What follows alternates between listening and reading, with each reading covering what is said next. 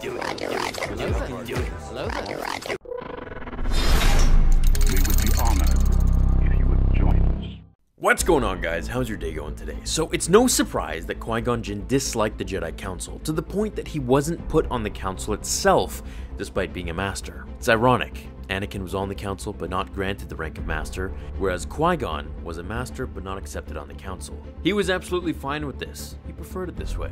Jinn, just like his master Count Dooku, felt the council was far too authoritative and was just too submissive to the Senate rather than the will of the Force itself. He felt it was all just politics, and for that reason, he didn't really care to be on it. Now, we can pull all that info from Wikipedia or wherever else. However, in today's video, I'd like to grab a really good quote from Obi-Wan in the Legends novel Labyrinth of Evil. Qui-Gon had always criticized the council for being too authoritative and for cultivating inflexible methods of teaching. He saw the temple as a place where candidates were programmed to become Jedi, instead of a place where beings were allowed to grow into Jedihood. Qui-Gon was no stranger to what the Jedi referred to as aggressive negotiations, which typically involved lightsabers more than diplomacy.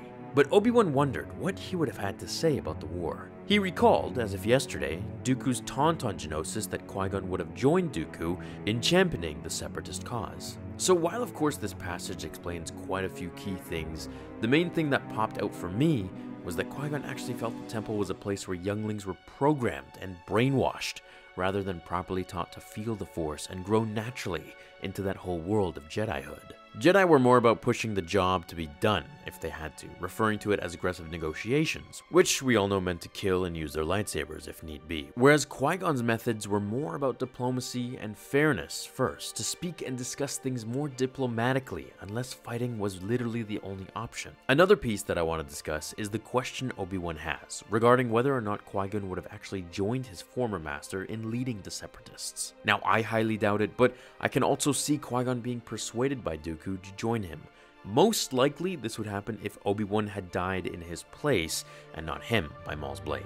Now, that scenario is something totally different and something we could go over in the future, but it is a possibility that could take place. What I really like about Qui-Gon's point of view of everything was that it was completely different than the Jedi's narrow-minded dogmatic view of how they trained their younglings and their Jedi in general. I always liked Qui-Gon. He was one of my favorite characters for sure. So let me know what you guys think. Could Qui-Gon have joined Dooku in any of these scenarios, or was he very set in the ways of the Jedi, despite not caring for their methods? Thanks for watching, everyone. I will see you all in the next episode of Star Wars Theory. Until then, my fellow Jedi and Sith friends, remember, the Force will be with you, always. Now, fulfill your destiny.